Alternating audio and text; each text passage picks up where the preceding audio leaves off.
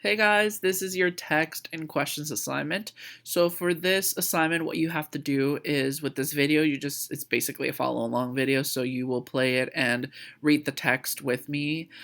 So make sure that you use this video as a follow along and not just as a listening.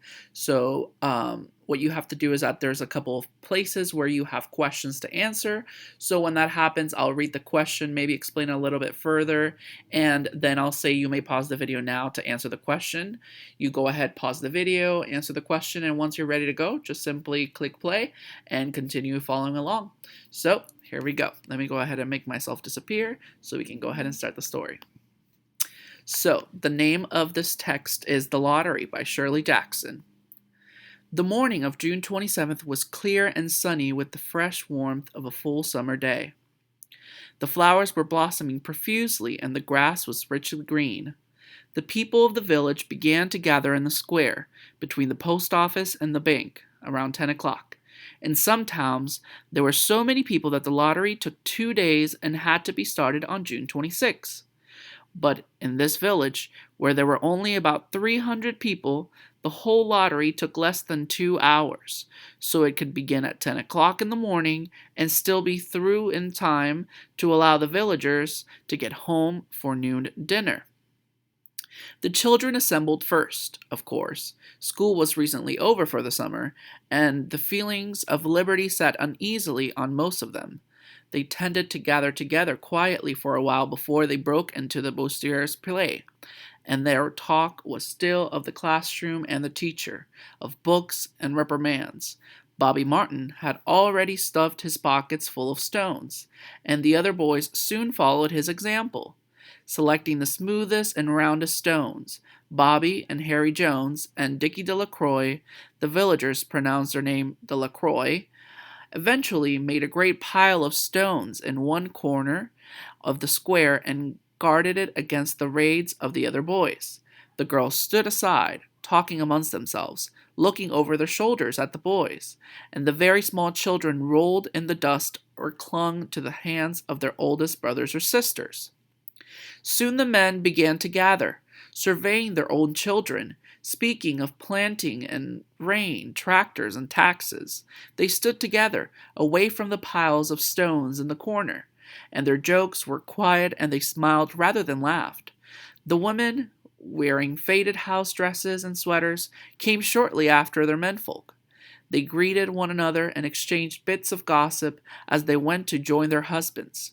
Soon the women, standing by their husbands, began to call to their children, and the children came reluctantly, having to be called 4 or 5 times. Bobby Martin ducked under his mother's grasping hand and ran, laughing, back to the pile of stones. His father spoke up sharply, and Bobby came quickly and took his place between his father and his older brother. So here we have a question. The question is, what is the mood of the townspeople as they gather from the lottery? Think about the words that you just read and think about how those words sound. Do they sound positive? Do they sound negative? What would you say is the mood of the townspeople as they're gathering for this lottery? You may pause the video now to answer the question. All right, so here we go. The lottery was conducted, as were the square dances, the teen club, the Halloween program, by Mr. Summers, who had time and energy to devote to civic activities. He was a round-faced, jovial man, and he ran the coal business, and people were sorry for him because he had no children and his wife was a scold. When he arrived in the square carrying the black wooden box, there was a murmur of conversation amongst the villagers, and he waved and called, "Little late today, folks."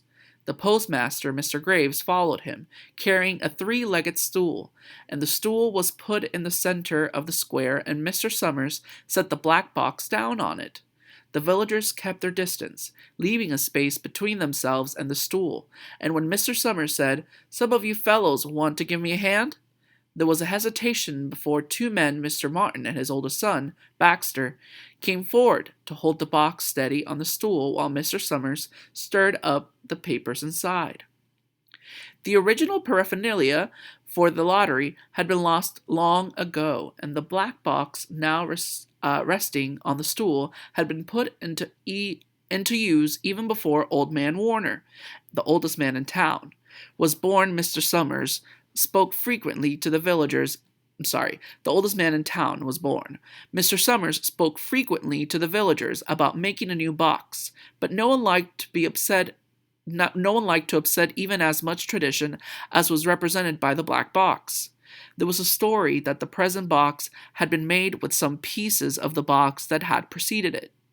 The other had been constructed when the first people settled down to make a village here. Every year, after the lottery, Mr. Summers began talking about a new box.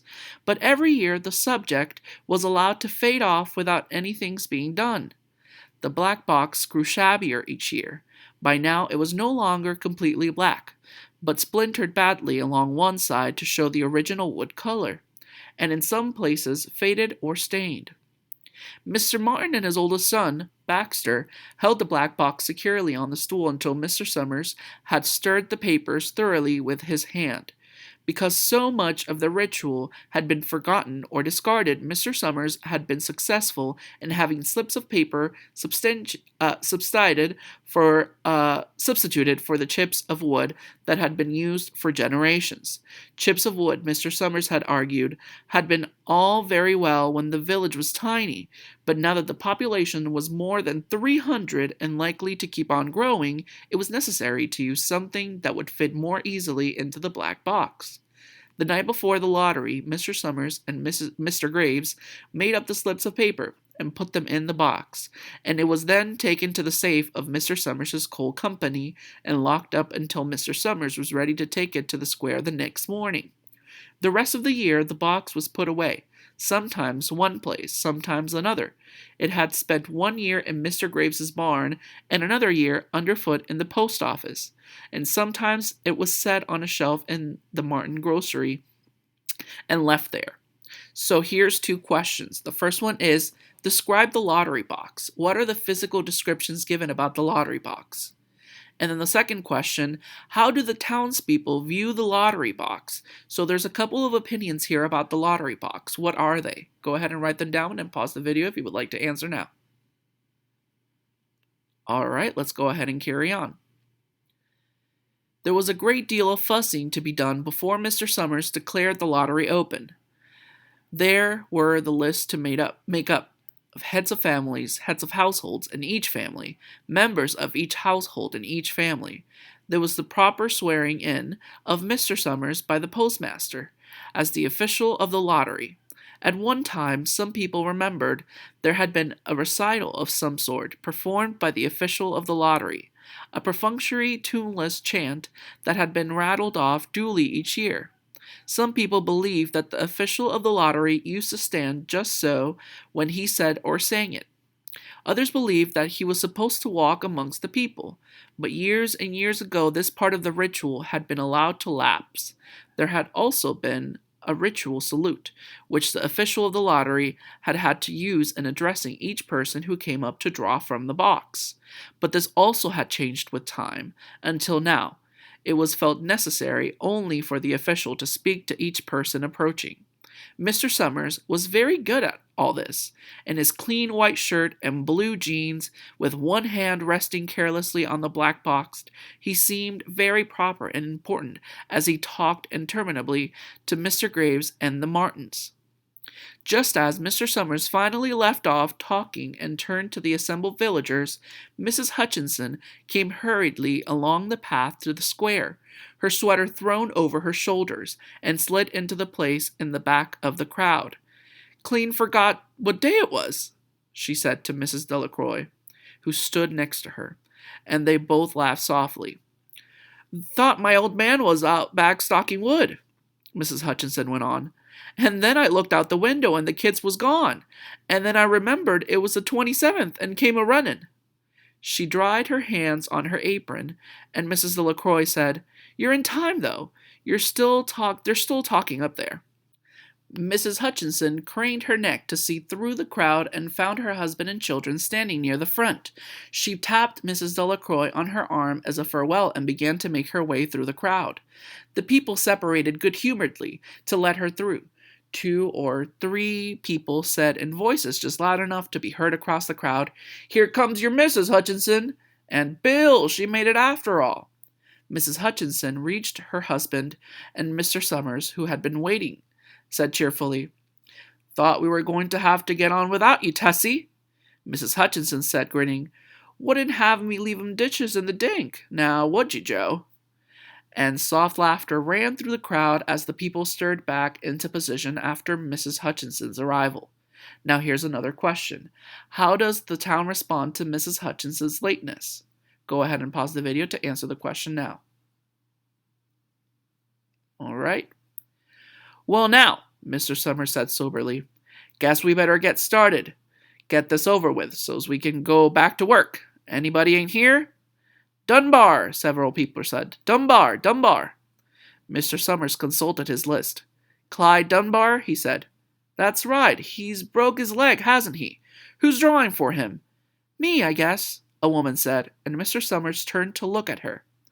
"Wife draws for her husband." Mr. Summers said, "Don't you have a grown boy to do it for you, Janie?" Although Mr. Summers and everyone else in the village knew the answer perfectly well, it was the business of the official of the lottery to ask such questions formally. Mr. Summers waited with an expression of polite interest while Mrs. Dunbar answered. "Horace is not but 16 yet," Mrs. Dunbar said regretfully. "Guess I gotta fill in for the old man this year." "Right," Mr. Dunbar said. He made a note on the list he was holding. Then he asked, "Watson boy drawing this year?" A tall boy in the crowd raised his hand. "Here," he said. "I'm drawing for my mother and me."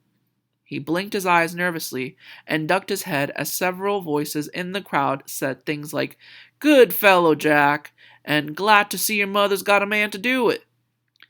"Well," Mr. Summers said, "guess that's everyone. Old man Warner make it?" "Here," said a voice, and Mr. Summers nodded. A sudden hush fell on the crowd as Mr. Summers cleared his throat and looked at the list. "All ready?" he called. "Now I'll read the names, heads of families first, and then come up and take a paper out of the box. Keep the paper folded in your hand without looking at it until everyone has had a turn. Everything clear?" Now, why is Mrs. Dunbar participating in the lottery? Go ahead and pause the video now if you would like to answer that question. The people had done it so many times that they only half listened to the directions. Most of them were quiet, wetting their lips, not looking around. Then Mr. Summers raised one hand high and said, "Adams." A man disengaged himself from the crowd and came forward. "Hi, Steve," Mr. Summers said, and Mr. Adams said, "Hi, Joe." They grinned at one another humorlessly and nervously. Then Mr. Adams reached into the black box and took out a folded paper.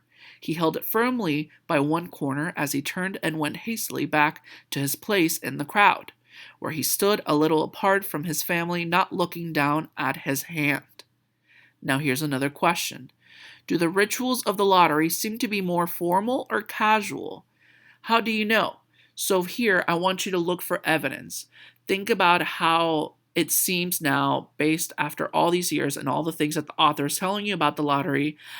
Does it feel more formal every year, or does it feel more casual? And then cite something to show how you know or where it shows it. Go ahead and pause the video now to answer this question. "Allen," Mr. Summers said. "Anderson. Bentham." "Seems like there's no time at all between lotteries anymore," Mrs. Delacroix said to Mrs. Graves in the back row. "Seems like we got through with the last one only last week." "Time sure goes fast," Mrs. Graves said. "Clark. Delacroix." "There goes my old man," Mrs. Delacroix said. She held her breath while her husband went forward. "Dunbar," Mr. Summers said, and Mrs. Dunbar went steadily to the box while one of the women said, "Go on, Janie," and another said, "There she goes." "We're next," Mrs. Graves said. She watched while Mr. Graves came around from the side of the box, greeted Mr. Summers gravely, and selected a slip of paper from the box. By now, all through the crowd, there were men holding the small folded papers in their large hands, turning them over and over nervously. Mrs. Dunbar and her two sons stood together. Mrs. Dunbar holding the slip of paper. Now, here's another question. After the lottery begins, is there a change in the mood of the town, and how do they feel? Go ahead and pause the video now to answer the question. Harbert Hutchinson? Get up there, Bill, Mrs. Hutchinson said, and the people near her laughed. Jones! They do say, Mr. Adams said to Old Man Warner, who stood next to him, that over in the North Village, they're talking of giving up the lottery. Old Man Warner snorted. Pack of crazy fools, he said. Listening to the young folks, nothing good enough for them. Next thing you know, they'll be wanting to go back to living in caves, nobody working anymore, live the way for a while. Used to be saying about lottery in June, corn be heavy soon. First thing you know, we'd all be eating stewed chickweed and acorns. There's always been a lottery, he added petulantly. Bad enough to see young Joe Summers up there joking with everybody. Some people have already quit lotteries, Mrs. Adams said.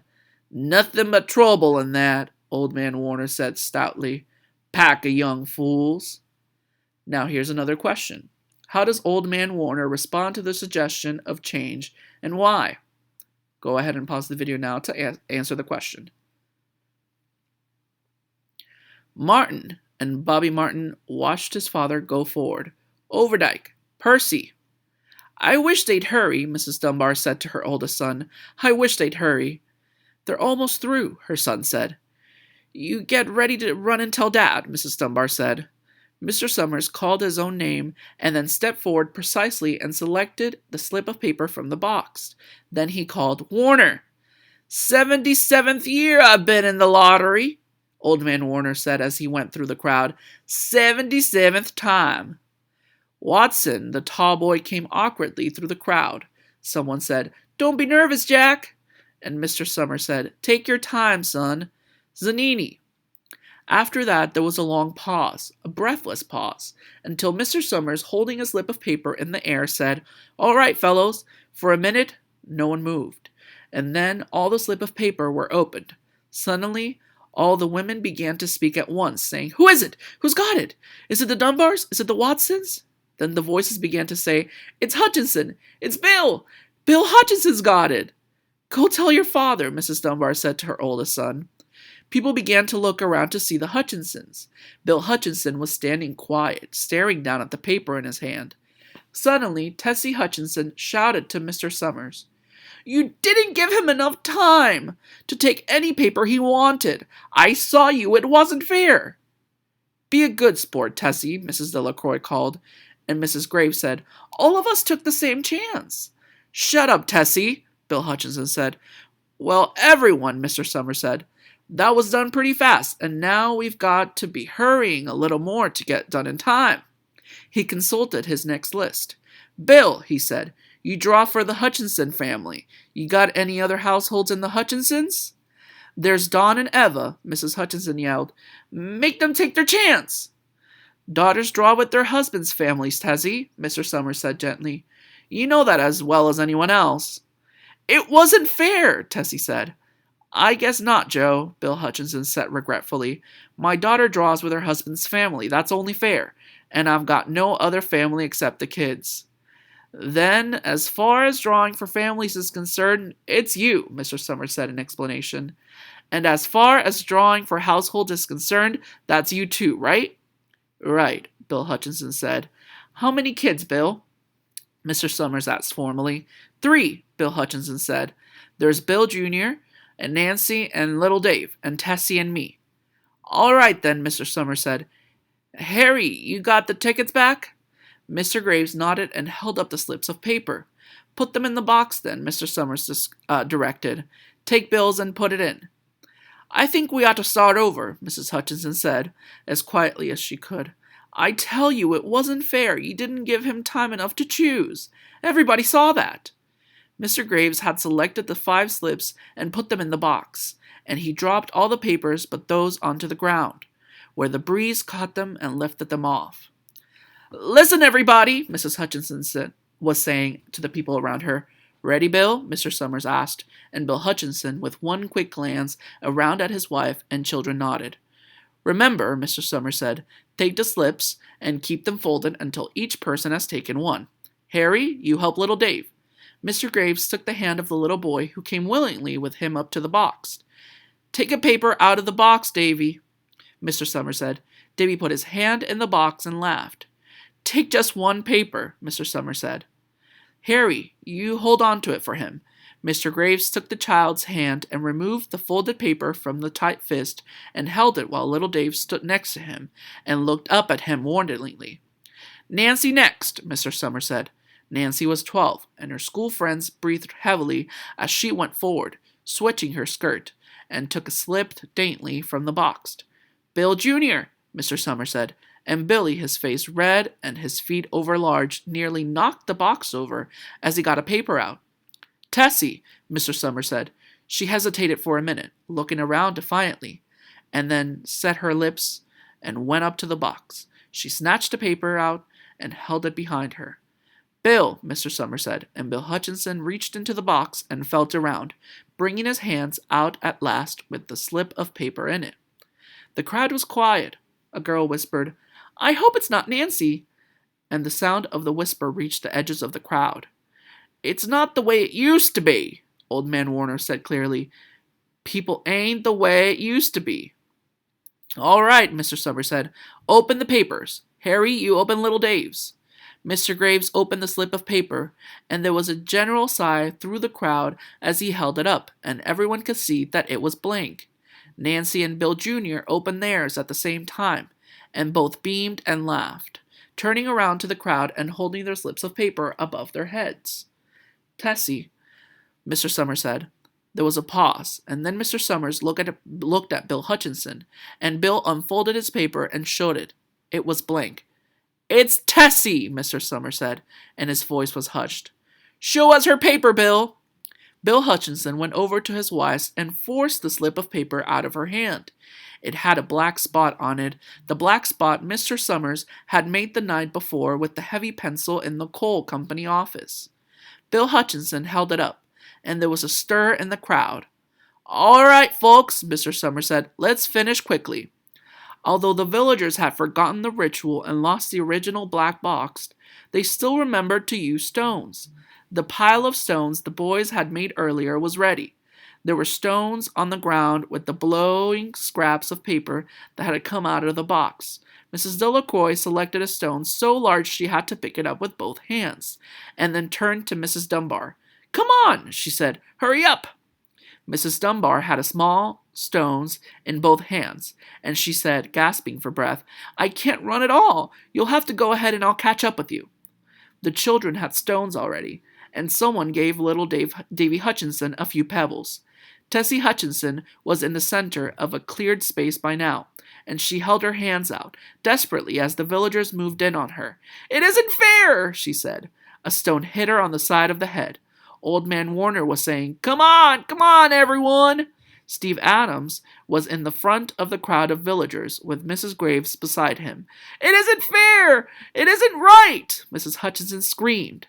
And then they were upon her. Now here's the last couple of questions. First question is, how does Mrs. Hutchinson react to the results of the lottery? The lottery seemed like a very intense ritual to have. So based on the text, why do you think the town holds this ritual? And the best thing to look at here for this question would be when Old Man Warner is talking. So go back to that part and read it so you can understand it. Then you have two more questions. This is a part A and a part B. Part A says, how does the townspeople view of the lottery differ from the reader's understanding of this ritual? So I'm assuming that if you had not read this text from the beginning of the story, you thought that the lottery was something else. So how did it differ by the time it was the actual lottery? And then part B says, how does culture contribute to this difference in point of view? Remember, that has to do with cultural perspective. Okay, so that's it for this assignment. I hope that you guys like the story, and please make sure that you submit this document when you are completed. I hope you enjoyed it.